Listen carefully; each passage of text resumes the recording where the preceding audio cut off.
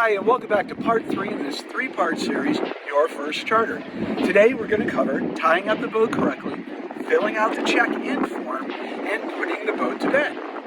Obviously, after docking, you've already tied up the boat, but we'll get back to that in a minute. So go down below, get your dry check-in form, and let's go through the process of filling that out.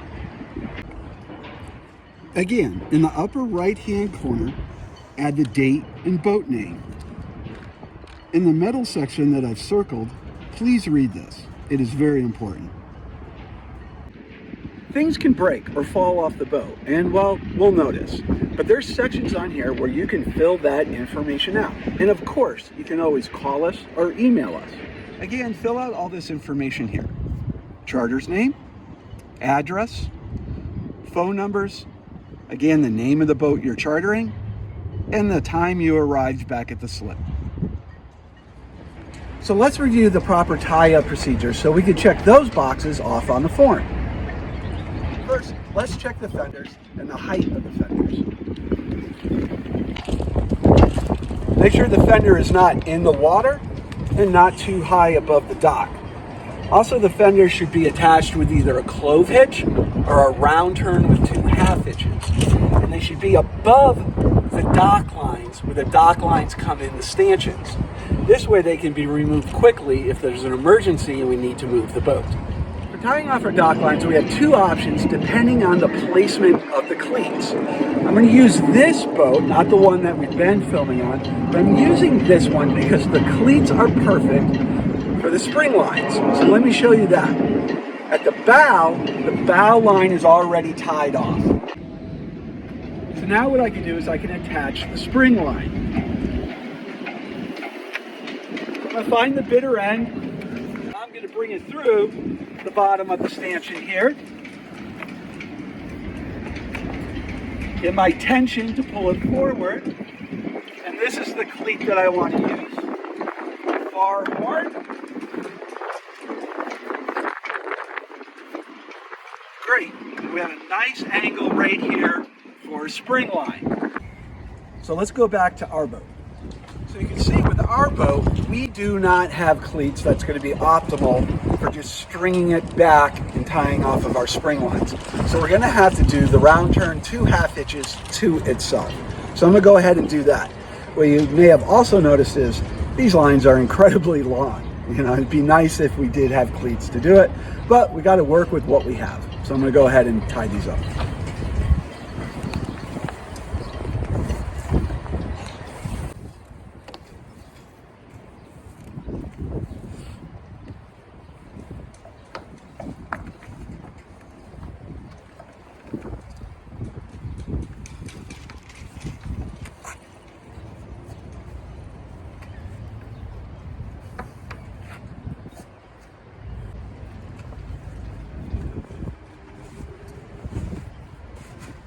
What I'm doing here, which you saw me do on the first one, is by making these coils, it's going to be a lot easier to feed it through as I make the round turn in 2 half hitches.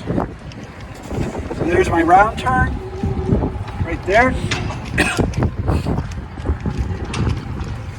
Cross over, feed it through.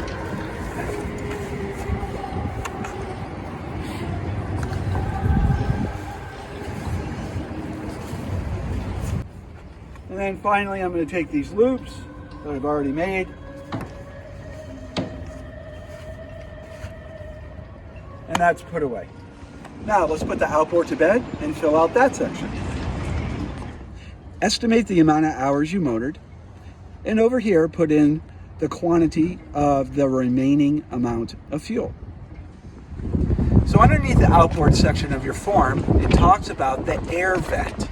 With this external tank and a connecting fuel line, we're going to leave the air vent open. The only time you would close that would be if you disconnected the fuel line. However, these are permanently attached, so just leave the air vent open. What this does is as the tank heats up in the sun, it creates compression and it can force the fuel through the line and create a leak. So like I said, keep the air vent open. So now really all that we have to do is pull the engine up.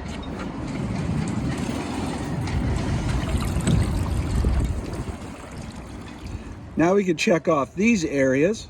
Outboard vent, pulled it out of the water. It does not have a seacock, so that is an NA. And then this final area right here is note any problems. We had none. Obviously, if you do have a problem, please put that in and then contact us either by phone or by email. For the next section of the form, we're going to actually put the boat to bed, and then we'll go back to the form to see if we missed anything. So now we're ready to begin flaking the mainsail. Obviously, this is already tied up, but I don't have anybody here to help me do the flaking. So as you prepare to do so, make sure you have released the outhaul and the boom vent. And then the very next thing you want to do is get the halyard off of the head of the sail and get it secured to the boom. You don't want somebody accidentally grabbing that and skying the halyard all the way to the top of the mast. As you flake the main, check the sail over for any tears, rips, or loose stitching. A nice flaking job should look like this. Nice even folds, and the sail is balanced on the boom. Now we can put the sail cover on.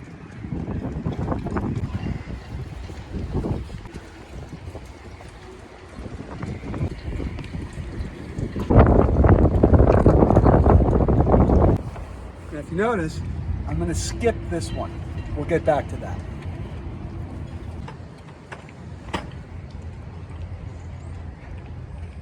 So the main looks good. We flaked it, got the sail cover on it. Now we need to take a look at the jib. Now, because it's not a hanked-on one, we don't have to drop it and fold it and put it away. It's on a furling system. However, with a furling system, you want to make sure it's wrapped up tightly enough so that if the wind picks up in the middle of the night, it's not going to grab a section of the sail and start tearing it. If you look at this jib, you can see how it's loose. The wind could get in here, start pulling it, could unravel it, could break the furling drum, could tear the sail. So what we're going to do is we're going to pull this back out and roll it up correctly.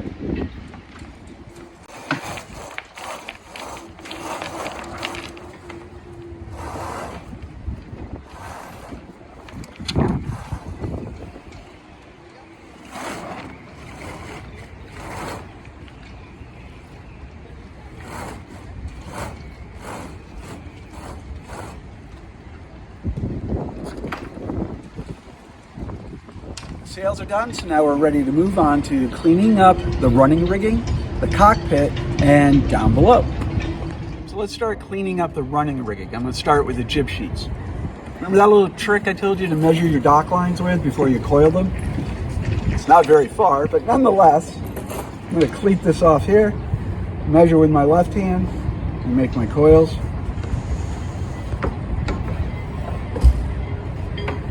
There we go. Tuck that away. Looks good. I already did the other side, so let's move on to the main sheet. So, same principle here. Remember when I did not fasten this? There's a reason for that. I'm going to grab my main sheet, my left hand, I'm going to just measure up to there. I'm going to make one larger coil. And every coil I make after this is going to be about 2/3 of that.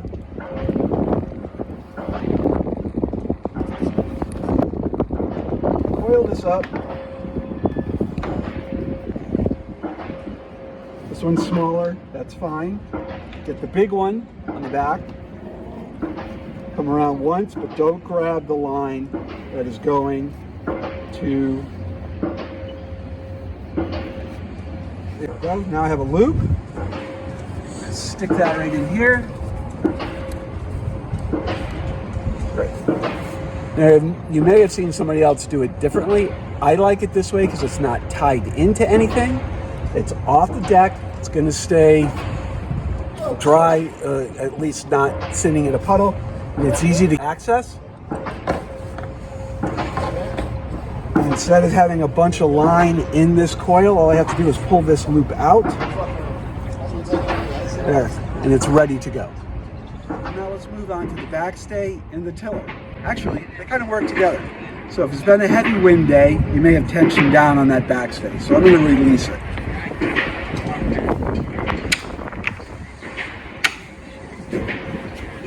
Now what we're going to do, we have a fair lead here in the block, Same on the other side. I'm going to grab the backstay between those two sections, get my tiller stick on top, get this other one here, lay that over, lay this one over, get some equal tension on here, lock that off, and it's secured the tiller. So now we can move on. Okay, so let's add some check marks and see if we missed anything. Our halyards are secured, sheets are good, outhaul's been eased. Oh, wait a minute. Turnbuckles, pins, and shackles. All right, we have to remember to go back to that. We don't have to do anything with this. No winch handle. We just eased the backstay, that's great. Let's flip this over. Mainsail's been flaked. Jib is all set. We don't have a jib bag, so that's NA.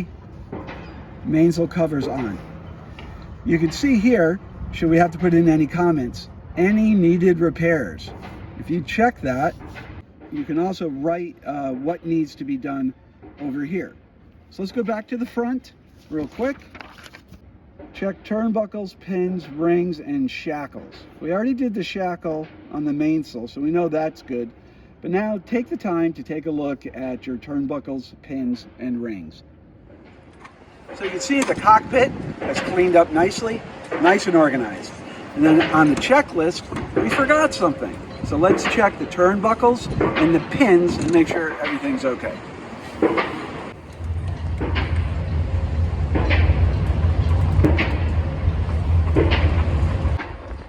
And the pins look good. So now comes the least fun part. Next on that form is interior. Which means, hey, you got to go down below, remove all of your personal items. Take your time, you don't want to miss anything. Don't be stepping off the boat with stuff. Have somebody on the dock, hand it to them, put it out of the way. If you look down below and things are floating, well, you probably took on a little bit of water. So we're gonna have to bilge that out. If you remember, back in safety gear, in the bucket is the bilge handle, which looks like this. Now let me show you how to use it. Here's a bilge handle, but where does it go? Port side of the cockpit, back towards the stern. Lift this up. This is the female end. This male end. Stick that in there and start pumping. It may take a while to get the suction going, but that will start to bilge the water out. Also, please remember to remove all of your trash, empties, and bottle caps. There is a dumpster out in the parking lot. So let's move on to the last two sections and the comment section. So we've checked the bilges and made sure there isn't any water down below. We can check that off. All the PFDs are still there, but you've stowed them neatly again. All your garbage has been removed. Yes! Interior's been cleaned. And everything else applies to a different type of boat, so you can just start putting NA through that section there. Under additional equipment is everything that you are doing in the checkout sheet. So just copy that over, make sure you have the same amount of fenders. If not, get that in the comments that we know we lost a fender.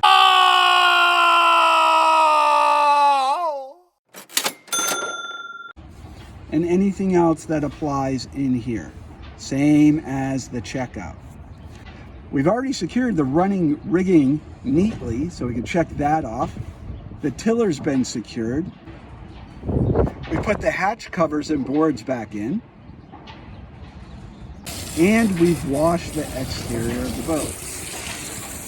Finally, under comments, we can list anything that's broken, anything that's missing, or any issues that we may have had. Finally, date it and sign it, and then return the form to the office. So why is this check-in and check-out procedure important? Well, for us, it helps us maintain the boat. For you, it helps you develop your sailor brain. The check-in and check-out procedure gives you a system so you can inspect the vessel, know how the equipment works, and you know the boat is ready to go. As you move on to other boats or even your own boat, you'll develop your own system. Hopefully you'll do this every time. The time you don't do it, well, that'll be the day your MacGyver brain will have to kick in and you'll wish you had stuck to your system. We really want you to enjoy sailing on your own, but part of being a good sailor is building your knowledge about your equipment and being prepared. Remember, this is what you've worked so hard for. Get out there, have fun, and practice. We are here for you throughout this journey. Got questions? Stop in and see us. Give us a call or email us. We want to help you continue your education, and we also want to hear about your experiences. I hope you have found this 3-part series helpful. We will have more videos on the way. Cheers!